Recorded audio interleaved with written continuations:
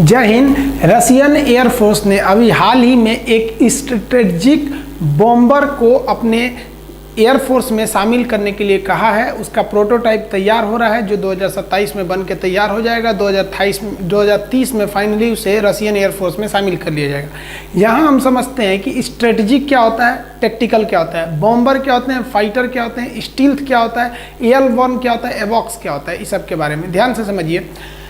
जो स्ट्रेटेजिक चीज़ें होती हैं वो ज़्यादा दूर तक जा सकती हैं और टेक्टिकल चीज़ें कम दूर तक जा सकती हैं। जैसे आपको यहाँ दिखाते हैं, ये एक फाइटर एयरक्राफ्ट है, तो ये फाइटर है तो एक तरह से आप कहिए कि ये लीथल है, खतरनाक है, लेकिन ये टेक्टिकल है, ज़्यादा दूर तक जाता है तब स्ट्रेटेजिक रहता है। इसमें पेट्रोल कितना भरेंगे? बचपन में हम लोग को लगता था कि ये वाला जो है ना मिसाइल लेके घूम रहा है। अरे ये मिसाइल नहीं है, ये इसका फ्यूल टैंक है, एक्स्ट्रा फ्यूल टैंक है। कुछ फ्यूल इसके अंदर रहते हैं और ये एक्स्ट्रा फ्यूल टैंक रहते हैं। सब समझ आ गया कि नहीं आ गया? अगर इसको दौड़ाइएगा तेजी से तो ये भागने लगता है और देखेगा कि अब भाग नहीं पा रहे हैं तो ये फ्यूल टैंक को गिरा देगा और अपने मेन फ्यूल से अब भाग जाएगा ताकि हल्का हो जाए। तो ये तो टेक्टिकल है, ज़्यादा दूर तक हमला नहीं कर सकता है, बस आसपास के एरिया में कब्जा कर सकता है, हमला कर सकता है। और दूसरा, ये बम नहीं गिरा सकता है, ये केवल मिसाइल मार सकता है। अब एक बात बताइए, कहीं ये केवल टेक्टिकल कामों की चीज़ में आता है। दुश्मन की बढ़ते रफ्तार को रोक देता है, रेलवे स्टेशन तोड़ देगा, पुल तोड़ देगा, पेट्रोल पंप तोड़ देगा, आर्मी का जो फैक्ट्रीज है जहाँ पे बम बन रहे हैं, बारूद बन रहे हैं, टैंक बन रहे हैं, उन सब को तोड़ देगा। अब पता चला जहाँ 5000 सैनिक हैं तो कुछ इधर है कुछ उधर है, तो इसे एक तो मिसाइल मारेगा, एक तो इसका रफ्तार इतना तेज रहता है कि देखते देखते कि निकल जाएगा। तो वहाँ चाहिए हमको बॉम्बर की ज़रूरत। तो ये ना ही बॉम्बर है और ना ही स्ट्रेटजिक है, मतलब ना दूर तक जा सकता है ना बम गिरा सकता है। तो ये टेक्टिकल है और फाइटर है, तो ये तो खतरनाक है। अब इसकी बात करेंगे तो देखिए, ये जो है ना ये स्ट्रेटजिक है, मतलब दूर तक जा सकता है लेकिन खतरनाक नहीं है। क्यों? क्योंकि ये ट्रांसपोर्ट विमान है। इसके आगे का देखेंगे थुथुर उठ गया है और इसके थुथुर में आप देखेंगे दूसरा हेलीकॉप्टर लेके घूम रहा है। देखिए अपने अंदर वाला दूसरा हेलीकॉप्टर लेके रखा है, तो इस हेलीकॉप्टर को उसमें ट्रांसपोर्ट करके लेके जाया जा सकता है। तो ये देखिए, ये भले स्ट्रेटजिक है, दूर तक जा सकता है, लेकिन ये लीथल यानी खतरनाक नहीं है। अब लड़ाई में हमको ऐसा चीज़ चाहिए जो दूर तक जाए, अर्थात स्ट्रेटजिक हो, साथ ही साथ वो लीथल भी हो, खतरनाक भी हो। इसी सिलसिले में रसिया ने डेवलप कर रहा है अपना पाकड़ा विमान। ये पाकड़ा विमान जो है ये इसका स्ट्रेटेजिक होगा, काफ़ी दूर तक जाएगा, पृथ्वी का चक्कर लगा देगा, सोच रहा है एक बार में ये, और साथ ही साथ ये बॉम्बर होगा। इसको बना रही है रसिया के टुपोलिव कंपनी, जो वहाँ की बहुत बड़ी मेन एयरक्राफ्ट कंपनी है रसिया की। हालांकि अभी देखिएगा तो अभी के समय में सबसे ज़्यादा घातक अगर कोई, मतलब सबसे ज़्यादा प्रयोग में लाया गया अगर कोई स्टील्थ बॉम्बर है या टेक्टिकल बॉम्बर है तो वो है आपका B-52, B-52। ये अमेरिका का है, ये मशहूर है कारपेट बॉम्बिंग के लिए। क्या होता है कारपेट बॉम्बिंग? देखिए एकदम कालीन की तरह बिछा दिया जाता है बमों को, उसे कहते हैं कारपेट बॉम्बिंग। देखिए ये जो बॉम्बर हैं ये खतरनाक तो होते ही हैं, बम गिराते हैं। दूसरे ये ससुरे स्ट्रेटेजिक होते हैं, दूर तक जाते हैं, और उसपे से जब हम इसको स्टील्थ बना देते हैं तो और जानलेवा हो जाते हैं। स्टील्थ का मतलब ये होता है कि किसी की नज़रों से बच जाना। ये ससुरे रडार में नहीं आते हैं। अभी ये दुनिया में ये जो है आप देख रहे हैं दुनिया का सबसे खतरनाक B-2 बॉम्बर है। इसका आप डिजाइन देखिएगा तो अजीब टाइप का डिजाइन दिखेगा, और साथ ही आप इसमें देखेंगे हथियार ले जाने की कैपेसिटी, तो इसकी हथियार ले जाने की कैपेसिटी बहुत ही ज़्यादा है। ये नीचे दिख रहा है इतना सारा हथियार बम अपने साथ लेके जाता है, बिछा देता है कहीं पे B-2। और ये जो है ये स्टील्थ है और ये स्ट्रेटेजिक भी है। स्ट्रेटेजिक इसलिए कि दूर तक जा सकता है, ये भी स्ट्रेटेजिक है, ये भी दूर तक जा सकता है, लेकिन ये स्टील्थ है, पकड़ में नहीं आएगा। और ये स्टील्थ नहीं आता, इसको दुश्मन का रडार पकड़ लेगा। तो रसिया भी इसे B-2 की बराबरी करने के लिए एक स्ट्रेटेजिक यानी दूर तक जाए और स्टेल्थ यानी पकड़ में भी ना आए, वही जहाज बना रहा है जिसका नाम है पैकड़ा।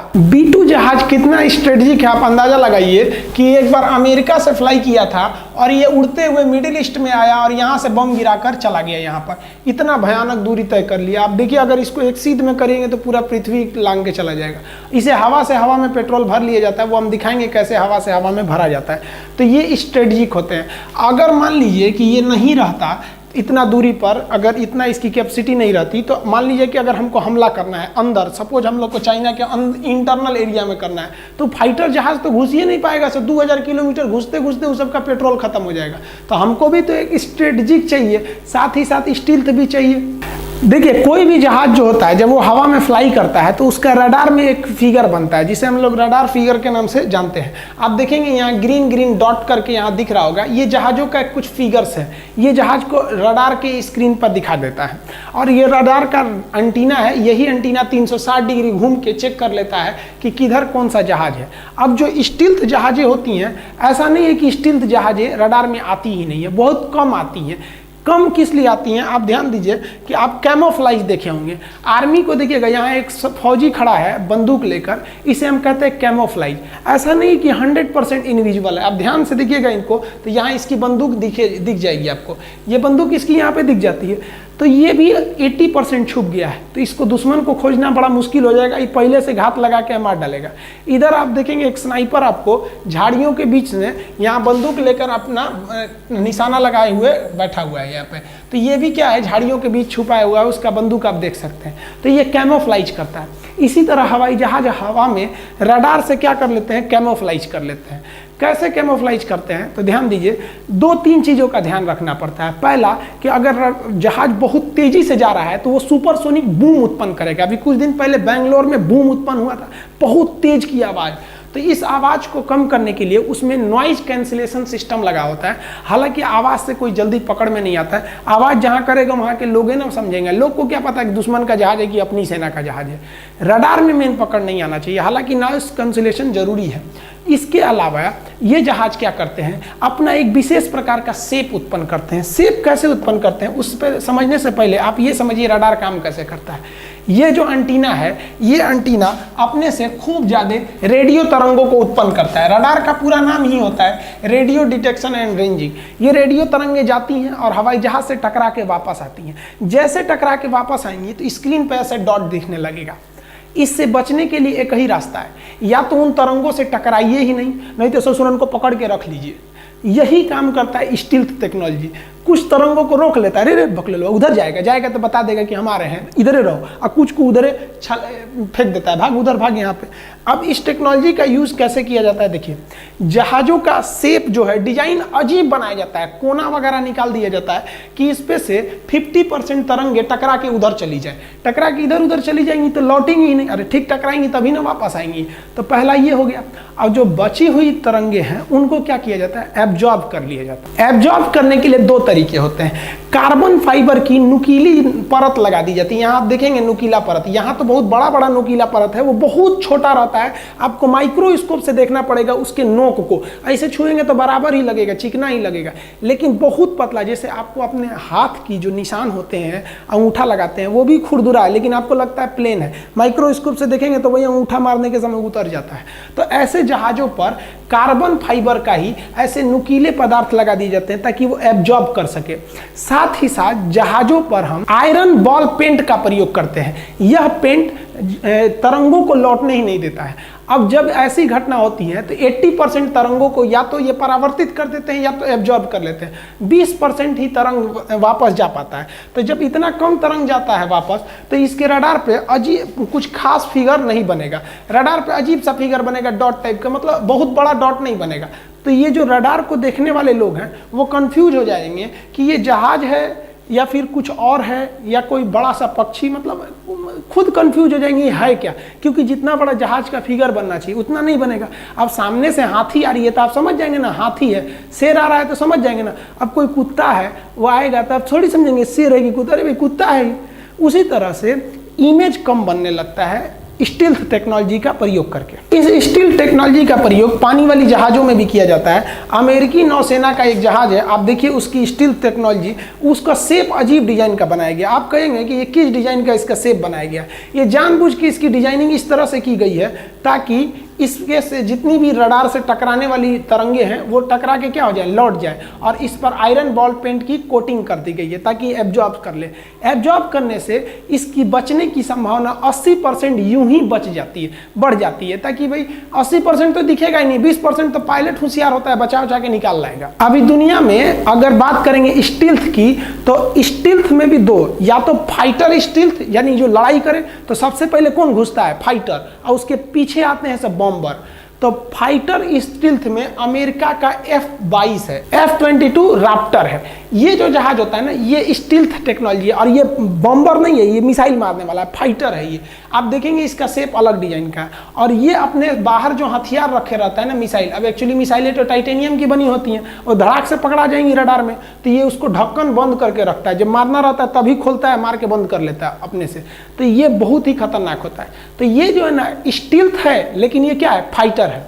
और जो B-2 है ये भी स्टील्थ है, लेकिन ये क्या है, बॉम्बर है। स्टील्थ टेक्नोलॉजी अभी अमेरिका के पास डेवलप है, वो इसे यूज भी कर रहा है। चाइना ने भी इसे डेवलप कर लिया, हालांकि उसने कुछ खास जानकारी नहीं दी है, उसकी अभी डेवलपिंग फेज में ही है चाइना की स्टील्थ टेक्नोलॉजी।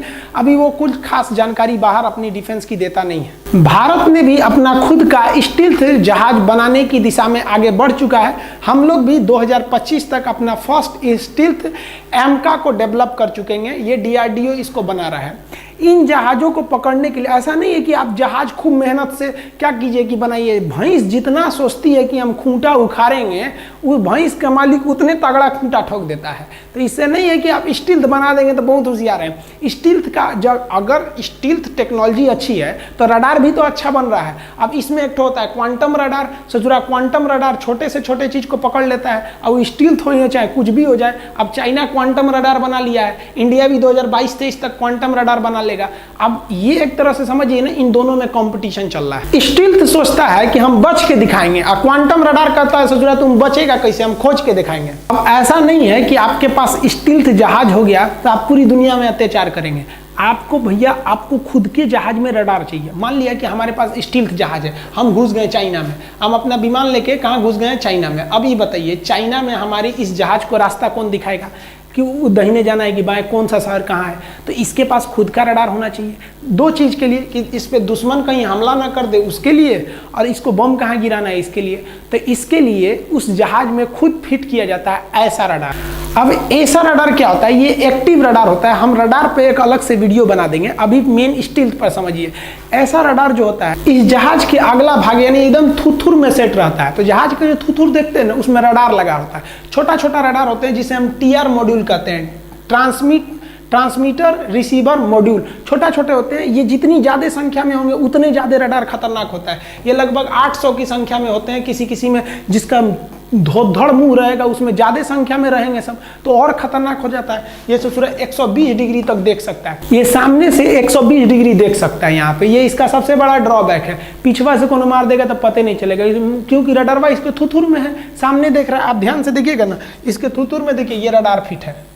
ये पीसा रडार नहीं है, ये ऐसा रडार होता है। और ये जो आगे का ये ठोड़ है इसका चोंच, ये तो खाली ढकने के लिए रखा हुआ है। इसको मत सोचिएगा ये खतरनाक है। ये अंदर से ना रेडिएशन छोड़ छोड़ के पता कर लेता है आगे कौन सा जहाज है। तो पहला भाई ये आगे के दुश्मनों को पता कर लेगा, पिछवा को नहीं, कैसे पता करेगा। तो इसको कोई ना कोई रास्ता दिखाने वाला चाहिए कि नहीं।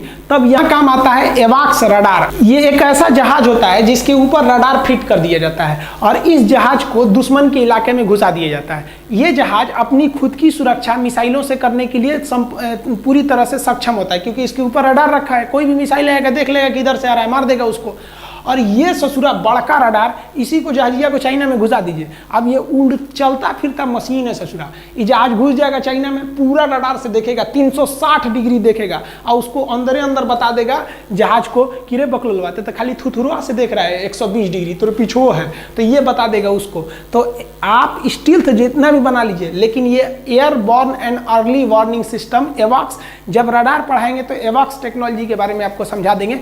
ये भी बहुत ज़्यादा जरूरी है। इंडिया के पास ये एवाक्स टेक्नोलॉजी है। तो स्टील्थ होने के साथ साथ आपका ऐसा रडार सामने के लिए होना चाहिए और पीछे देखने के लिए एक एवाक्स विमान होनी चाहिए जो 8-10 ये एक साथ 60 जहाज़ों को डायरेक्शन दे सकता है। तो 10-15 जहाज घुसा दीजिए, एक ठो इसको घुसा दीजिए, ये सब कुछ देख लेगा।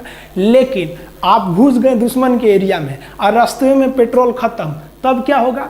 तब यहाँ जरूरत होता है आपका एयर रिफ्यूलिंग की। एयर रिफ्यूलिंग कैसे की जाती है आप देखिए ध्यान से। एक बड़ी सी जहाज होती है, इस जहाज के अंदर आगे केवल क्रू मेंबर बैठे रहते हैं और एक पीछे मेंबर बैठा रहता है, एक क्रू मेंबर। ये क्या करता है, नीचे कोई जहाज ले आएंगे, दोनों का स्पीड सेम कर दीजिए। मान लीजिए 600 की स्पीड से ये भी उड़ने लगा, 600 की स्पीड से ये भी। अब इसकी हाइट फिक्स कर दीजिए कि भैया तुम 750 मीटर पे उड़ो। अब इसकी भी हाइट आप फिक्स कर दीजिए कि भैया तुम 700 मान लीजिए 730 पे उड़ो। अब दोनों में स्पीड भी फिक्स है और हाइट भी फिक्स है। अंतर कितने का है, तो वो 50 पे है, ये 30 पे है, 20 का। तो ये उसी हिसाब से ये अपना फ्यूल नीचे करके और यहाँ बैठा मेंबर इसको गाइड करके इसमें फ्यूल भर सकता है। आई होप आप समझ गए होंगे। डिफेंस की जो टर्मिनोलॉजी होती है वो काफ़ी टफ होती है, फिर भी हम कोशिश किए आपको आसान भाषा में समझा सके। डीआरडीओ भी स्टील्थ और स्ट्रेटेजिक दोनों पर वर्क कर रहा है। आगे जैसे अपडेट आएंगे डीआरडीओ के हम आपको बताएंगे। तब तक के लिए जय हिंद।